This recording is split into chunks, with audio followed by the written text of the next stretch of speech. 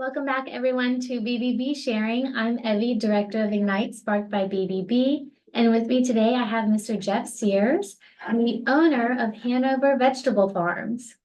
Thank you for coming in today. Thank you for having me. Of course. So I always start off with all the accredited businesses that come in here. I say, give me some idea of what your background is, how you got into farming, and what's been your inspiration going on. All right, well, Hanover Vegetable Farm, it's 5 generations. I started with my grandfather and then my father. The farm was there, but they were actually in the meat and fish business in Richmond, at the 6th Street Market, which is in front of the Richmond Coliseum. So growing up, we did some farming, but that was the main business was the meat market. And it was open 6 days in the week from 7 a.m. to 7 p.m.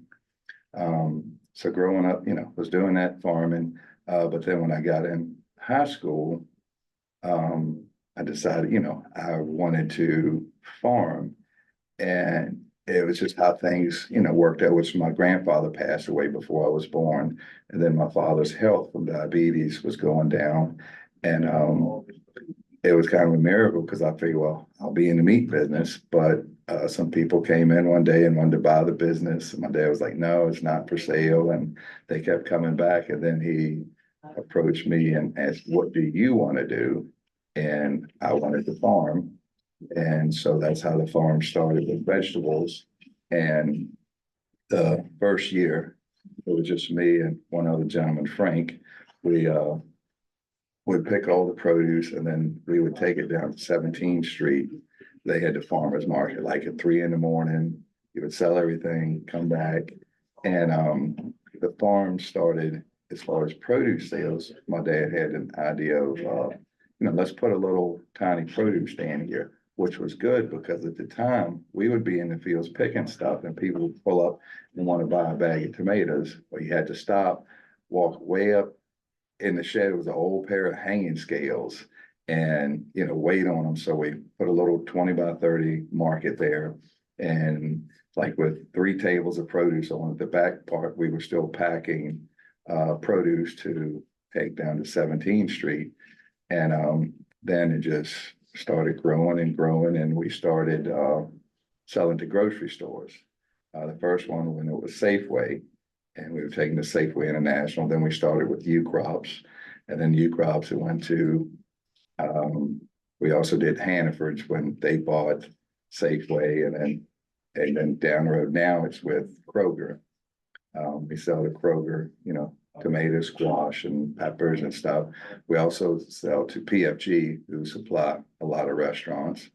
And then at the farm, we have a farmer's market, garden center, do mulch and, a lot of fresh vegetables that, people can get directly from the farm. And well, that's just has grown a lot over the years. You all do a lot of events year round, right? You have a lot going on. Yes. And with the farm, the farming part, but it's just getting harder and harder to, make a profit just with what price we've gone to on everything, seed, fertilizer, equipment. And, being 5 generations, we want to, of course, keep it going. So, we started, having like a strawberry festival. We started, a strawberry and wine festival, and that's normally in May. And then we do other events, tomato festival. We do watermelon sunflower festival.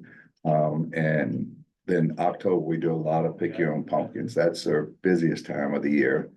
Schools, daycares come out, and then it's, families in the evenings and on the weekends. And we have one big Ghouls and Goblets festival.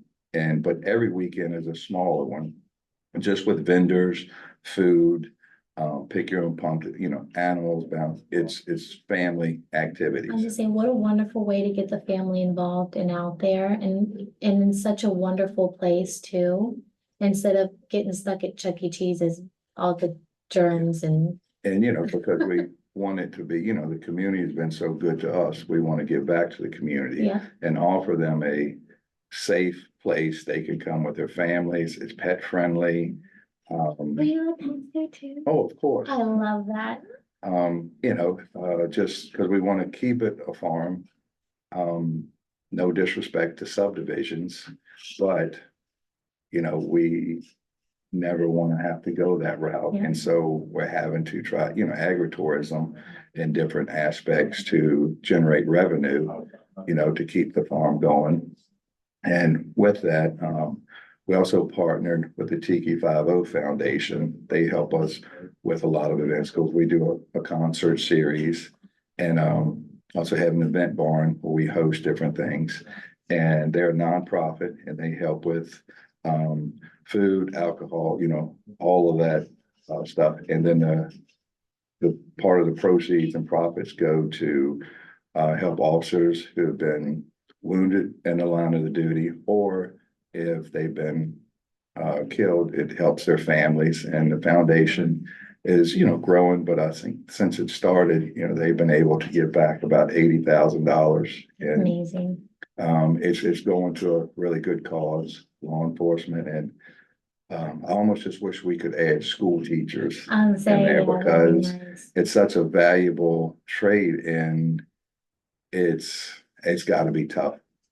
So we really enjoy partnering with them to help give back in that direction.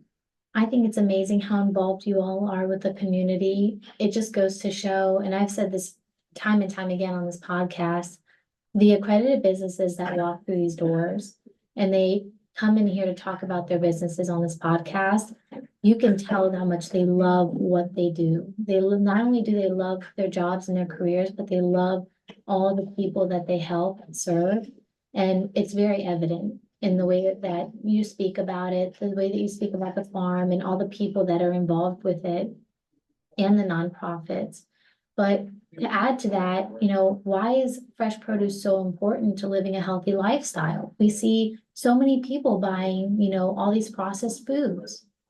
Well, of course, fresh is better because it's not processed, it's not additives. And I mean, to be honest, it just tastes a lot better. And if people know they can come get it fresh, and there's nothing what's wrong with grocery stores because we supply to grocery stores, but if you come to the farm and get it direct, it's normally picked that day or the day before. So it's fresh. Mhm. Can't ask for more than that. So why did you all decide to be an accredited business? To be in business, you need to be an accredited business to do it right. And, because you want to serve a community and you have to do that to be able to do it right. Yeah. So many people have said that, I think everyone that sat in the same seat you're sitting in, they've said, if you're gonna do it right, you're gonna be accredited. That's how you do it, because we don't just work with, we're not a complaint system. We want to make sure that the businesses are being fairly treated as well as the consumer being fairly treated. It's easy to go on Google and put in a complaint. Google's not going to do anything about it. They don't care. A complaint is a complaint. But we actually take the time to hear both sides of the story. And we are a partner to the businesses. Right. Yeah, definitely. The Better Business Bureau is a partner, and it's a great partner. It's great advertising because so many people look to y'all for accredited businesses because they work hard for their money. Yeah. And when they want a product or a service, they want, something that's not. A scam. Yes, I was trying to think of the word, but it's a lot of it out there. So it's a great partner.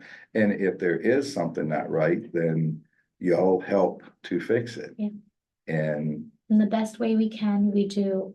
And I'm so thankful that you came in here to, see the Ignite facility, sit in this podcast with me. And to finish off, I have one last question. Okay. How can people get in touch with you or get involved with Hanover Vegetable Farms? Social media is great. It's HanoverVegetableFarm.com, the website. It will tell you all about the seasonal stuff at the farm, even from fresh vegetables, pictures of the market, pictures of the garden center, and then what's coming in season. And then also we have events. It gives you hours, dates.